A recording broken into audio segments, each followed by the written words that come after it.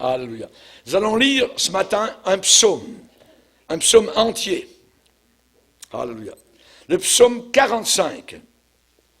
Et ce matin, nous allons parler, appelé au festin des noces. Nous sommes appelés au festin des noces. Psaume 45. Psaume 45. Au chef des chantres, sur les lys des fils de Corée, cantique, chant d'amour. Gloire à Dieu. C'est un chant d'amour. Des paroles pleines de charme bouillonnent dans mon cœur. Je dis, mon œuvre est pour le roi. Mon travail est pour le roi. Que ma langue soit comme la plume d'un habile écrivain. Tu es le plus beau des fils de l'homme. Évidemment, on parle de Jésus. La grâce est répandue sur tes lèvres. C'est pourquoi Dieu t'a béni pour toujours. Vaillant guerrier, ceins ton épée, ta parure et ta gloire. Oui, ta gloire, sois vainqueur, monte sur ton char, défends la vérité, la douceur et la justice. Et que ta droite se signale par de merveilleux exploits. Tes flèches sont aiguës, des peuples tomberont sous toi. Elles perceront le cœur des ennemis du roi. Ton trône, ô Dieu, est à toujours. Le sceptre de ton règne est un sceptre d'équité. Tu aimes la justice et tu hais la méchanceté. C'est pourquoi, ô Dieu, ton Dieu, ici c'est ô Dieu, c'est ô Jésus, ton Dieu, Dieu le Père, t'a oint d'une huile de joie par privilège sur tes collègues. La myrrhe, l'aloès et la casse parfument tous tes vêtements. Dans les palais d'ivoire, les instruments à cordes te réjouissent. Des filles de rois sont parmi tes bien-aimés. La reine, la voyez-vous cette église? Amen. La reine est à ta droite, parée d'or d'Ophir. Écoute ma fille, vois et prête l'oreille. Oublie ton peuple et la maison de ton père. Le roi porte ses désirs sur ta beauté. Église de Dieu, amen, puisqu'il est ton Seigneur, rends-lui tes hommages. Et avec des présents, la fille de Tyr, les plus riches du peuple rechercheront ta faveur. Toute resplendissante est la fille du roi, c'est l'Église, dans l'intérieur du palais. Elle porte un vêtement tissé d'or. Elle est présentée au roi, vêtue de ses habits brodés, et suivie des jeunes filles, ses compagnes, qui sont amenées auprès de toi. On les introduit au milieu des réjouissances et de l'allégresse. Elles entrent dans le palais du roi. Tes enfants prendront la place de tes pères. Tu les établiras princes dans tout le pays. Je rappellerai ton nom dans tous les âges. Aussi les peuples te loueront éternellement et à jamais. Amen. Seigneur, combien nos cœurs sont réjouis de nous retrouver avec nos frères et sœurs, Seigneur, après cette mission au Maroc. Nous te voulons te glorifier, te bénir, Seigneur, pour tes œuvres merveilleuses, Seigneur, incompréhensibles, ta bénédiction qui suit tes enfants fidèles.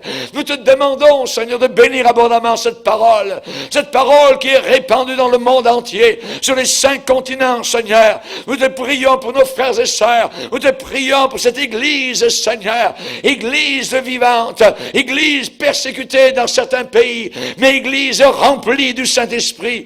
Nous prions, Seigneur Jésus, pour les frères et sœurs, et te demandons de bénir cette parole que nous allons entendre aujourd'hui. Et tout cela dans le nom du roi, dans le nom du bien-aimé, dans le nom du crucifié, dans le nom du ressuscité, dans le nom de l'Emmanuel, dans le nom de Jésus-Christ, le seul et unique sauveur sur la planète Terre. Merci, Seigneur. Au nom de Jésus, amen. Et tout le peuple dit amen. Alléluia. Gloire à Dieu. On peut s'asseoir, frères et sœurs, chers amis. Alléluia. Gloire à Dieu. Appelés au festin des noces. Alléluia. On va vers des noces, mon frère, ma soeur. Alléluia. Et quand on va vers les noces, on s'en va jamais le cœur triste. On s'en va jamais, je dirais, la queue entre les pattes. On s'en va jamais avec les pleurs. Non, non. On s'en va avec joie. Amen. On s'en va avec une attente merveilleuse. On s'en va aux noces. L'Église va vers des noces. Nous allons vers un mariage céleste. Alléluia. Et le plus beau des fils de l'homme, Jésus-Christ, c'est lui que nous allons épouser. C'est avec lui que nous passerons l'éternité. C'est à côté de lui que nous serons assis là-haut dans la gloire, sur le trône qu'il a préparé pour sa chère épouse, qu'il a gagnée, qu'il a tirée, qu'il a extirpée, amen, des griffes du diable par son sang à la croix de Golgotha. Alléluia, gloire à Dieu. Le festin des noces. La Bible dit, heureux, bénis ceux qui sont appelés au festin de l'agneau, au festin des noces. C'est un événement fantastique qui nous attend, un événement constellé d'étoiles, qui transcende tous les autres événements et qui surpasse tous les événements qui sont passés sur la terre dans tous les siècles. La Bible parle, heureux ceux qui sont appelés, bénis, chanceux, amen, ceux qui sont appelés au festin des noces de l'agneau. Vous connaissez l'agneau? Amen. Alléluia. Jean-Baptiste a pointé son index au bord du Jourdain et a dit, voici l'agneau de Dieu qui ôte les péchés du monde. Alléluia. Jésus-Christ était l'agneau. Pendant des siècles, les autels juifs étaient recouverts de sang. Alléluia. C'est un symbole. Mais un jour, Jean-Baptiste a pointé son doigt noueux vers un jeune homme qui était là au bord du Jourdain, et la foule qui était à ses côtés a suivi l'indication et la direction de l'index de Jean-Baptiste. Voici, voilà, il est là, le mouton de Dieu, il est là, l'agneau de Dieu. Il allait être immolé une fois pour toutes à la croix du Calvaire, et plus jamais nous aurions besoin maintenant de sacrifice. Alléluia, à lui soit la gloire, à lui soit la victoire. Amen. Les festins des noces. On s'en va vers des noces, mon frère. On s'en va vers des noces, ma sœur. Nous, Église de Dieu, alléluia, nous serons pour l'éternité unis avec notre Sauveur, Jésus-Christ, qui nous a aimés. Alléluia. En créant Adam et Ève. Amen. Dieu avait une seule passion, avoir une famille. Avoir une famille. Alléluia. Et je dirais que Dieu a commandé à Adam et Ève de se multiplier pour, évidemment, qu'il y ait une famille humaine sur la planète Terre. Dieu avait déjà une famille d'anges. Il avait déjà créé les anges, les archanges, les séraphins, amen, qui remplissaient sa ville éternelle de louanges. Mais Dieu avait un plan, il avait un plan magnifique. Il voulait aussi une famille humaine pour que son fils, un jour, devienne et soit époux. Imaginez, qu'il soit l'heureux marié. Est-ce possible? Alléluia, gloire à Dieu. Évidemment, rien dans son éternité est pour Dieu une surprise. Absolument rien. Nous avons été choisis depuis la fondation du monde. Imaginez. Ça, nous ne pouvons pas le comprendre cela. Pourquoi nous avons été choisis et élus depuis la fondation du monde? Eh bien, c'est pour apporter une grande joie à son cœur. Amen. À son cœur de père. Nous avons un père. Ce père a un fils. Amen. Et c'est le Saint-Esprit qui rend réel le Père et le Fils. Il y a un seul Dieu en trois personnes. Incompréhensible. Mais devant cela, nous fermons les yeux, nous plions la tête, nous plions les genoux et nous disons à toi, Seigneur, soit la gloire. Père. Merci, Père, nous avons envoyé ton Fils. Et nous avons prié depuis 2000 ans, notre Père qui est dans les cieux, que ton nom soit sanctifié. Ton plan est magnifique. Il nous a vus perdus dans nos péchés. Et il a envoyé la bouée de sauvetage, se tournant dans l'éternité vers son Fils.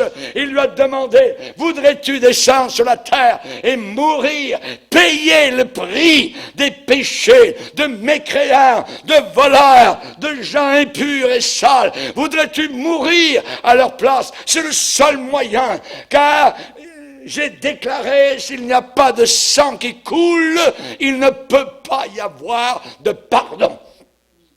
Voudrais-tu être tué? Voudrais-tu être cloué? Voudrais-tu, mon fils Jésus, payer le prix que eux ne pourront jamais payer? Et le Fils s'est incliné devant le Père et a dit, oui, j'irai. Alléluia. Alléluia. Merci Seigneur. Rien dans son éternité lui est une surprise. Absolument pas. Nous avons été choisis et élus depuis la fondation du monde pour apporter une grande joie à son cœur de Père. Alléluia. Merci Seigneur. La Bible finit, la Bible s'achève dans sa ville, à lui, la nouvelle Jérusalem. La Jérusalem neuve et qui, je dirais, ne vieillira jamais de toute l'éternité. Une ville spéciale pour un peuple spécial. Évidemment, nous avons, je dirais, des révélations merveilleuses au travers de la parole de Dieu. Nous chantons dans l'église, il me conduit à la table du festin. Alléluia. Il me conduit à la table du festin. Nous allons vers un mariage dans la gloire. Pendant que sur la terre, il y aura effusion de sang. Pendant que sur la terre, le faux Christ, l'antichrist régnera. Nous serons dans la gloire, en train de nous réjouir. Alléluia. Et nous bénirons le Seigneur. Nous allons au festin des noces de l'agneau. Nous, Église de Dieu, nous deviendrons son épouse pour l'éternité. Allez comprendre cela. C'est incompréhensible. Nous nous inclinons, nous fermons nos paupières et nous adorons. Et nous disons, ton plan, Père, est merveilleux. Amen. Alléluia. La Bible nous montre les joies éternelles. Le Père se réjouira de sa famille. Amen. Il se réjouira de sa famille angélique. Il y a les anges, les archanges, les séraphins, sont nombreux, sont des milliards qu'il a créés. Mais le Père se réjouira aussi de sa famille humaine. Les hommes, les femmes, les jeunes gens, les jeunes filles qui auront été sauvés par le moyen du Fils. Son sang a coulé. Alléluia. Gloire au Seigneur. Et nous aurons une chair nouvelle. Nous aurons un corps nouveau. Nous aurons une chair glorifiée. Amen. Pouvons-nous relire Éphésiens 1er chapitre, versets 4 et 5. Éphésiens 1er chapitre, versets 4 et 5. Alléluia. Alléluia. En lui, Dieu nous a élus. Imaginez. En lui, en Jésus, Dieu le Père nous a élus avant la fondation du monde pour que nous soyons saints et irrépréhensibles devant lui, nous ayant prédestinés dans son amour à être ses enfants d'adoption par Jésus-Christ, selon le bon plaisir de sa volonté, à la louange de la gloire de sa grâce qui nous a accordée en son bien-aimé. Quelle richesse!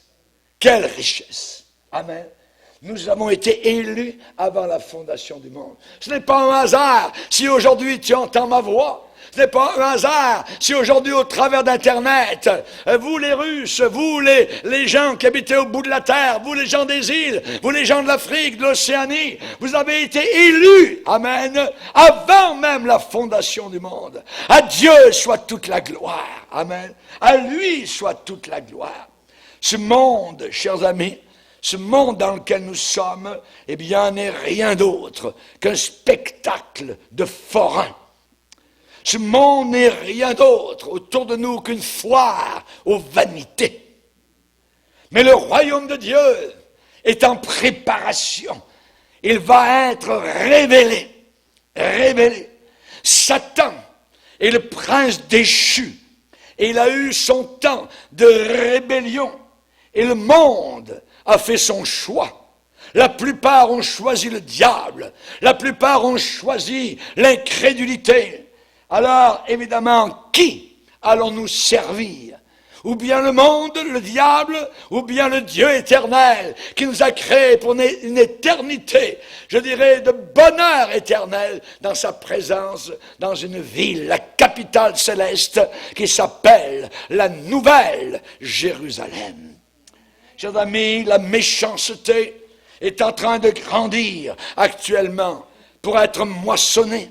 La méchanceté grandit pour la récolte de la fin des temps. Et ça sera une tristesse terrible. Ça se terminera en enfer avec des pleurs et des lamentations pour l'éternité. Imaginez. Le Seigneur, dans l'Apocalypse, dit particulièrement à un ange, il va lui dire « Lance ta faucille ». Lance ta faucille. Apocalypse chapitre 14. Je regardais, et voici, il y avait une nuée blanche, nuée de gloire, et sur la nuée était assis quelqu'un qui ressemblait à un fils d'homme, Jésus-Christ. Ayant sur sa tête une couronne d'or, l'or, symbole de la divinité. Sur sa tête une couronne d'or, et dans sa main une faucille tranchante. Et un autre ange sortit du temple, criant d'une voix forte à celui qui était assis sur la nuée, « Lance ta faucille et moissonne, car l'heure de moissonner est venue, car la moisson de la terre est mûre. » Et celui qui était assis sur la nuée jeta sa faucille sur la terre, et la terre fut moissonnée. Chers amis, le monde va vivre des choses inimaginables. N'allons pas vers le mieux, ici-bas sur cette terre. Les gens de la terre vont vers le pire. Il n'y a que les chrétiens qui vont vers le meilleur. Alléluia. C'est nous uniquement qui allons vers le meilleur. Chers amis, aujourd'hui, ce que nous voyons, c'est la préparation. Les raisins de la colère de Dieu sont en train de mûrir tout autour de la planète Terre.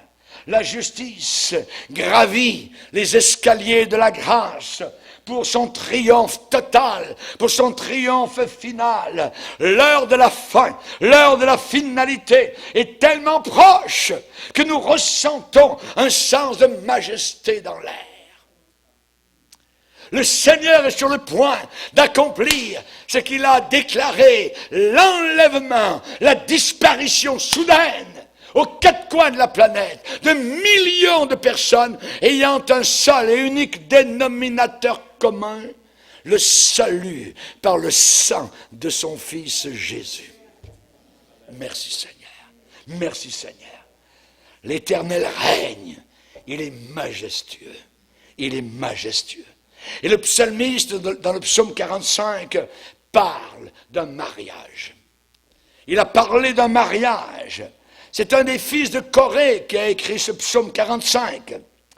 Et ce fils de Corée, qui avait eu un père rebelle dans l'ancien temps, eh bien lui était soumis au Seigneur. Il était obéissant. Il n'a pas suivi la voix de son père, rebelle à la parole de Dieu. Ce fils de Corée a écrit le psaume 45. Et là, il marchait donc avec Dieu. Et il lui a été donné d'avoir un coup d'œil à l'intérieur de ce mariage royal. Alléluia. Un mariage royal. Dieu le Fils va épouser son Église. Pour l'instant, nous sommes sur la terre dans un état de fiançailles. Tout est spirituel, il n'y a rien d'impur, il n'y a rien de sale dans tout cela. Et chers amis, ce mariage royal, alléluia, sera visible de tous les anges, les archanges, les chérubins, hallelujah, et tous ceux au travers des siècles qui ont vécu jusqu'à la fin, qui ont persévéré, qui parfois ont été tués, ont versé leur sang, afin qu'ils gardent la foi, participeront à cet événement inimaginable, le mariage céleste du Fils de Dieu avec son Église. Le croyez-vous? C'est quasiment incompréhensible, mais c'est ce que la Bible nous enseigne. Alléluia. Et ce fils de Corée qui a écrit le psaume 45 a parlé du roi Messie. Et il l'a décrit avec un sens de gloire. Il l'a décrit dans une majesté grandiose. Rappelez-vous Pilate, assis, représentant l'ordre, la force, représentant Rome. Et devant lui, il y a un jeune homme d'une trentaine d'années qui titube, qui est ensanglanté. Et là, Pilate lui pose la question, « Tu es donc roi? Tu es donc roi ?»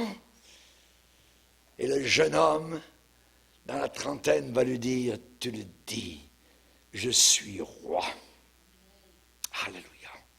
Jésus n'a jamais reculé dans les déclarations de ce qu'il était véritablement. Tu le dis, je suis roi. Et dans le psaume 45, eh bien, le fils de Corée a décrit, il a décrit cet époux des centaines d'années avant qu'une jeune fille vierge conçoive ce roi dans son sein.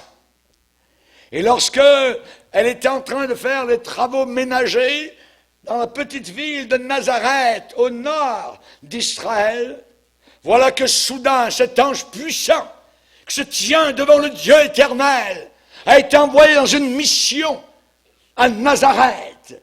La jeune fille a peur, la jeune fille tremble, il y a une lumière, il y a un éclat. Il y a une majesté, il y a quelque chose de formidable dans la venue de cet archange. Pas un ange, un archange qui voit Dieu. Imaginez, vient à Nazareth vers la jeune fille appelée Marie. Et chers amis, l'ange va lui dire, ne crains pas Marie, car tu as trouvé grâce devant Dieu. Tu vas devenir enceinte et tu enfanteras un bébé garçon. Et tu vas lui donner le nom de Jésus.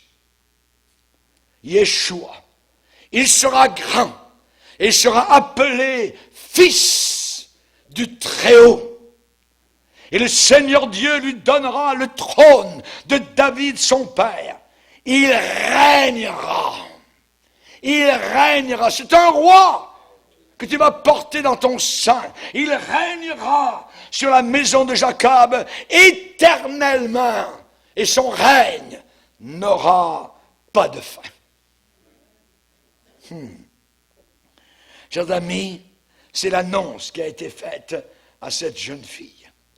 Et j'aimerais vous dire que le fils de Corée a décrit cet époux qui allait naître sur la terre avant que Daniel le voit lui aussi.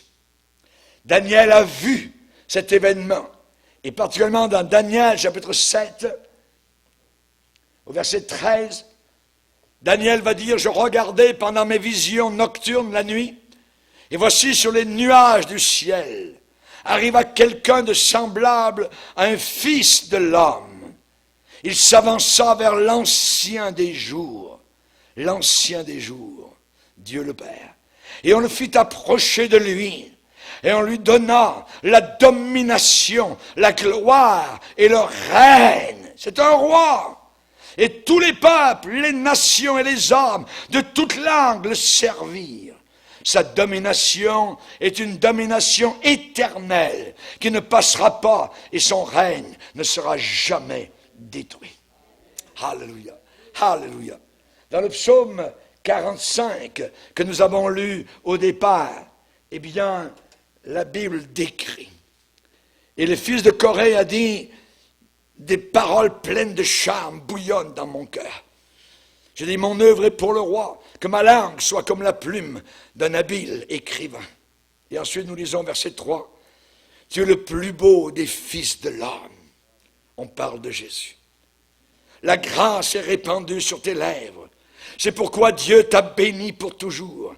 Vaillant guerrier, saint ton épée, ta parure et ta gloire. Oui, ta gloire, sois vainqueur. Monte sur ton char de victoire.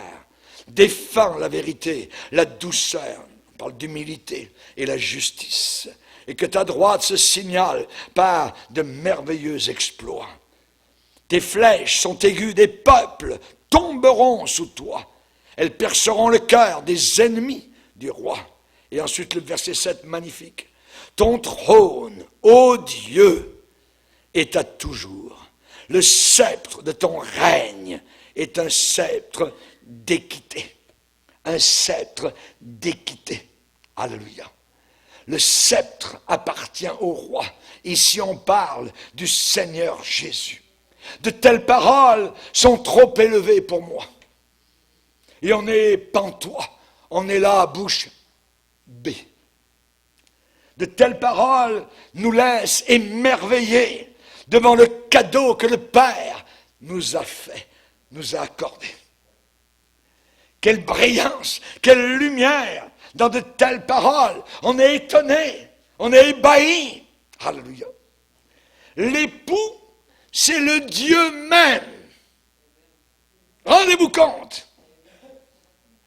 Il est déjà roi.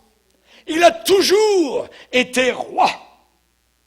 Il est appelé le plus beau des fils de l'homme. La grâce est répandue sur ses lèvres. Heureusement, il m'a pardonné. Il te pardonne. La grâce est répandue sur ses lèvres. Quand il était sur la terre, Jésus allait de lieu en lieu, guérissant les malades, pardonnant les péchés. Tes péchés sont pardonnés. Et je vais te le prouver. J'ai le pouvoir de pardonner les péchés sur la terre. Le paralytique regarde Jésus. Lève-toi et marche. Paf, soudain, l'homme se lève devant les gens qui sont ébahis, leurs yeux sortent de leurs orbites devant les paroles merveilleuses du Fils de Dieu. La grâce est répandue sur tes lèvres. Nous vivons dans un temps de grâce. Aujourd'hui, c'est un temps de grâce. La grâce est répandue sur les lèvres du Seigneur. Un jour, ce sera le jugement. Allez dans le feu éternel qui a été préparé pour le diable et ses anges. Mais aujourd'hui, les paroles sont de grâce. Venez à moi, vous tous qui êtes fatigués et chargés, et je vous donnerai le repos. Alléluia. La grâce est répandue sur les lèvres du Seigneur. À qui veut recevoir cette grâce, lui est accordée gratuitement.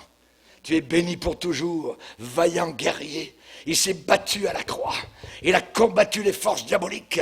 Il a écrasé la tête du serpent. Les clous ont pénétré ses pieds, ses chairs. Il a crié, mon Dieu, pourquoi m'as-tu abandonné? Il devait être abandonné. Il était devenu le péché et le Père ne pouvait le regarder. Merci Seigneur. Vaillant guerrier, il s'est battu. La plus grande bataille de la terre n'a pas été à Verdun. La plus grande bataille de la guerre n'a pas été en Normandie. La plus grande bataille de la terre a été à Golgotha. Alléluia. Vaillant guerrier, défend la vérité et la douceur, l'humilité. Jésus est majestueux dans son humilité. Il est puissant dans la bataille. La vérité est l'essence même de sa personne. La vérité lui sortait des pores de sa peau.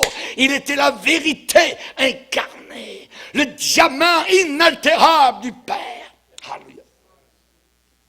Il est venu d'un trône, il est descendu d'un trône, et il était destiné à retourner vers ce trône et à s'y asseoir pour l'éternité. Mais avec quelque chose de plus, avec une victoire éternelle dans sa droite.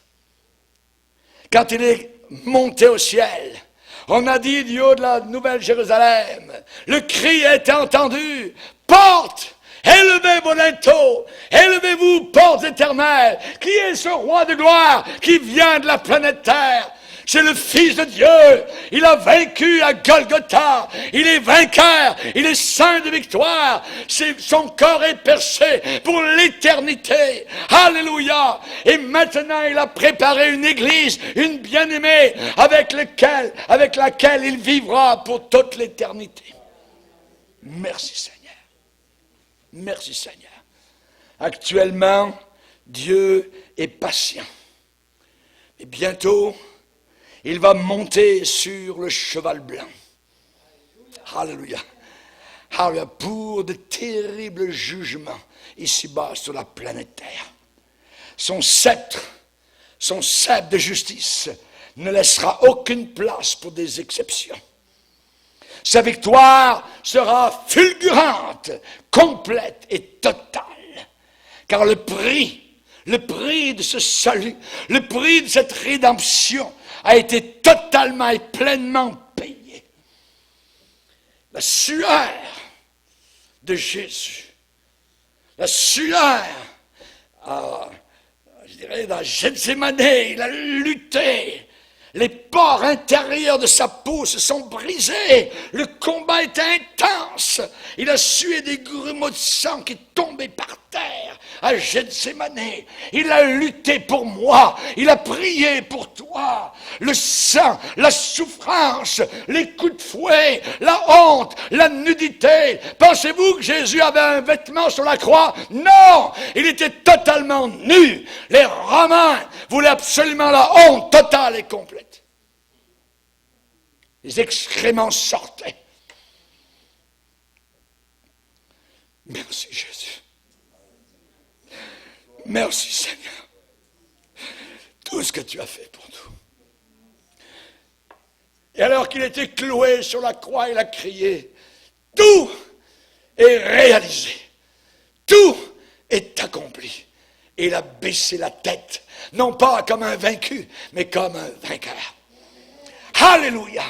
Et au même instant, Jérusalem, à quelque distance, à l'intérieur des murailles de Jérusalem, dans le temple, dans le lieu très saint, ce lieu très saint qui séparait le lieu saint, il y avait un immense voile qui était épais. Et on disait que si on mettait d'un côté 2 paires de bœufs et 2 paires de bœufs de l'autre côté, et qui tiraient dans le sens inverse, c'était impossible de déchirer ce voile. Et bien soudain, au même moment, ou à quelque distance de là, Jésus, le Nazaréen, était en train de mourir, ce voile immense, sous les yeux, je dirais, étonnés des sacrificateurs. Ce voile s'est déchiré soudainement, comme si un doigt partait non pas d'en bas, mais d'en haut, et déchiré. Et le voile était déchiré. Chers amis, les sacrificateurs ont regardé ça. On dit, le lieu très saint maintenant est ouvert, tout ça. Heureusement qu'il était ouvert. Alléluia. Maintenant, il était ouvert pour moi, pour toi. Jésus, à quelque distance de là, à l'extérieur des murailles de Jérusalem, mourait pour que moi, je puisse entrer à l'intérieur du royaume de Dieu, à l'intérieur de la présence même du Père éternel. Merci Jésus. Merci Jésus. Tout est accompli. Hébreu nous dit, en vue de la joie qui lui était réservée, il a souffert la croix, l'humiliation totale. Il n'y avait pas de pire humiliation. Les Romains avaient inventé cet art d'humilier ceux qui combattaient contre l'Empire romain. Jésus ne combattait pas contre l'Empire romain, il combattait pour moi. Il combattait contre le royaume de Satan. Il combattait contre le royaume des ténèbres. Il nous aimait et il pensait à nous. Il avait inscrit sur son cœur chacun de nos noms. Et il le faisait pour moi. Il le faisait pour toi. Merci Jésus. Merci Jésus. En vue de la joie qui lui était réservée dans le ciel, il a souffert la croix. Il a méprisé la honte. Et il s'est assis à la droite de la majesté du trône de Dieu. Alléluia. Jésus-Christ a été oint pour être un roi, c'est vrai, mais aussi pour être un époux. Allez comprendre ça. Allez comprendre ça. Je prêche une vérité qui me dépasse totalement. Alléluia. Mais je la prêche Parce que c'est dans la parole. Alléluia! Que Dieu soit glorifié. Merci Seigneur. Chers amis, Jésus a été oint pour être un époux. Ça veut dire qu'il a une épouse quelque part. Cette épouse, il la forme au travers de ceux qu'il a aimés. Alors, il a aimé le monde entier, mais ce n'est pas tout le monde qui vient à lui. Et ceux qui viennent à lui sont véritablement les élus de Dieu. Pourquoi ce tumulte parmi les nations? Pourquoi les rois de la terre se soulèvent-ils contre le Seigneur? Celui qui siège dans les cieux rit, il se moque d'eux et il déclare, c'est moi qui ai oint mon roi sur Sion, ma montagne sainte. Alléluia.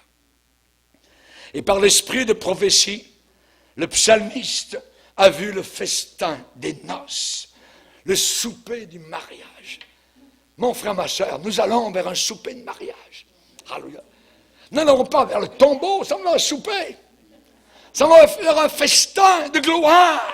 Alléluia. Gloire au Seigneur. Et par l'esprit de prophétie, donc le psalmiste a décrit cela en détail. Alléluia. Gloire au Seigneur. Paul a écrit à Timothée, il lui a dit, efforce-toi de te présenter devant Dieu comme un homme éprouvé. Un ouvrier qui n'a pas à rougir, qui dispense droitement la parole de la vérité. Toute parole de l'Écriture doit être dispensée droitement, pour en recevoir le message pur, le message propre. Amen. Et ici, le psalmiste, donc, parle premièrement du roi lui-même, sa position après l'expérience du calvaire, après l'expérience de la honte, après l'expérience de la crucifixion romaine. Le psalmiste, au psaume 45, parle du sauveur triomphant. Alléluia. Qui a souffert la croix, qui a méprisé la honte, et s'est assis à la droite de la majesté de Dieu. Amen. Jésus exalté, Jésus élevé maintenant, au-dessus de tous les êtres créés. Et l'Épître aux Hébreux nous parle que Jésus est plus haut que Moïse. Il est plus grand que Aaron. Il est plus grand que les anges. Il est plus fort et plus grand que Gabriel. Il est à égalité avec Dieu le Père. Ô Dieu, ton Dieu t'a oint d'une huile de joie au-dessus de tes égaux. Plusieurs témoins de Jéhovah sont venus au Seigneur, ont accepté Jésus par ce verset. Ô Dieu, ton Dieu t'a oint d'une huile de joie au-dessus de tes égaux. Ô Dieu, Jésus, ton Dieu, Dieu le Père, t'a oint. Amen. Alléluia. Gloire au Seigneur. La Bible dit, c'est pourquoi aussi Dieu l'a souverainement élevé. L'a souverainement élevé. Il s'est dépouillé sur la terre. Il a pris le rabot, il a travaillé le bois. Il a souffert, il a eu sommeil, il a eu soif, il s'est arrêté au bord du puits à Samarie, et pourtant était Dieu le Fils. L'enveloppe charnelle cachait sa divinité. Silence, tais-toi, et la mer en tempête. Pierre est venu se jeter aux pieds de Jésus, dit, tu es véritablement Dieu le Fils. On n'a jamais vu ça. On n'a jamais vu ça. Moi, je suis un pêcheur de poissons depuis des années. Dans les tempêtes, ça ne s'arrête pas comme ça. Alléluia. Merci Seigneur. Merci Seigneur. Amen. Aujourd'hui, nous le voyons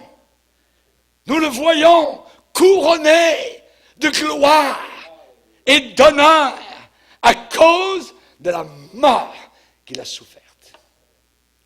La mort qu'il a soufferte.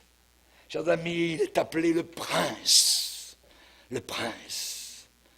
Il y a le prince de la mort, il y a le prince de la vie. Il y a le prince de l'enfer, il y a le prince du ciel. Il est prince. Il est le prince de notre salut. Il est prince de ton salut. Il est prince de notre salut. Aujourd'hui, il est assis à la droite du Père Céleste, dans les lieux célestes, au-dessus de toute domination, au-dessus des anges, au-dessus des archanges, au-dessus des démons, au-dessus du diable, au-dessus des hommes, au-dessus des rois de la terre. Il est au-dessus, au-dessus, au-dessus. Il règne. Il est roi. Pilate a dit, « Hé Jésus, es-tu roi ?» Et Jésus a répondu, « Tu le dis, je le suis. » Quand Jésus dit « je le suis » ou il dit « je suis », ça veut dire qu'il est divin. Il est divin. Il est Dieu mon sauveur. Il est Dieu ton sauveur. Il est le prince de notre salut. Hébreux chapitre 2, verset 10. Il est le Dieu homme. Il est à la fois Dieu et il est à la fois homme. Allez comprendre ça. Vous ne le pourrez pas. Tout ce qu'il faut faire, c'est que vos paupières baissent un peu, se ferment et que vous adoriez le Seigneur. Amen. Alléluia. Gloire au Seigneur. Son identité est tellement intime qu'il a dit, « J'annoncerai ton nom à mes frères. » J'annoncerai ton nom à mes frères. C'est qui les frères de Jésus? Amen. C'est vous et moi. Alléluia. J'annoncerai ton nom à mes frères. Je te célébrerai au milieu de l'assemblée. Savez-vous que quand on se réunit, on adore le Seigneur, mais en même temps, il est là au milieu de nous. Et lui, il adore le Père. Je te célébrerai, Père, au milieu de l'assemblée, au milieu de l'Église. Et encore, je me confierai en toi. C'est toujours confié. Jésus, quand il était sur la terre, à son Père. Et encore, me voici, Père, moi et les enfants que tu m'as donnés. Es-tu un enfant du diable ou es-tu un enfant de Dieu? Enfant de Dieu. Que Dieu soit béni. On doit arrêter ici. Amen. Et on va adorer le Seigneur. Alléluia. La suite ce soir. Seigneur, nous sommes en ta présence. Tu es le Dieu de gloire. Tu es le Dieu vivant. Nous voulons t'embrasser, te bénir, t'adorer, nous agenouiller en ta présence, Seigneur. Nous voulons, Seigneur, te glorifier. Tu es au-dessus, au-dessus de tout, Seigneur. Tu règnes, Seigneur. Tu es véritablement le roi de tous les rois, le Seigneur de tous les seigneurs. Quel abaissement tu as eu, Seigneur, quand tu es venu ici-bas sur cette terre, Seigneur. Alléluia, gloire à Dieu. Merci de ce qu'un jour on a eu cette annonce, Seigneur. Merci, merci d'avoir entendu l'Évangile. L'Évangile, Seigneur. Alléluia, tu es l'un de nous, tu es venu parmi les hommes. Tu as pris une chair d'homme pour mourir à notre place, pour être saigné comme un agneau. Oh, merci, Seigneur. À Golgotha, il n'y a pas eu de bouc dans un buisson comme Abraham. Non. Mais Seigneur, il fallait que tu meures. Tu as été notre agneau. Tu as été notre agneau. Tu as saigné. Tu es mort pour nos péchés. Tu as expié, Seigneur, afin un jour de nous faire entrer dans ces palais de gloire. Nous n'avons aucune idée de la grandeur et de la gloire de ce qui nous attend, Seigneur. Mais tu nous as sauvés par ta grâce. Et non pas par nos bonnes œuvres, non pas par nos prières, mais simplement par ton sang. Ce sang qui a coulé en silence pendant 6 heures à Golgotha. Golgotha, que je ne t'oublie jamais. Golgotha, ce lieu obscur et pourtant si lumineux. Ce lieu, Seigneur Jésus, qui me condamne et qui en même temps me sauve. Merci, Seigneur, pour ma souillure qui a été là, Seigneur Jésus, répandue, Seigneur, à la croix. Merci, Père. Bénis mes frères et sœurs. Et quelle joie de nous rassembler devant toi et de te dire un grand merci, Seigneur. Un merci avec des majuscules, Seigneur. Et nous le dirons pour l'éternité. Dans le nom du Sauveur. Amen. Et tout le peuple dit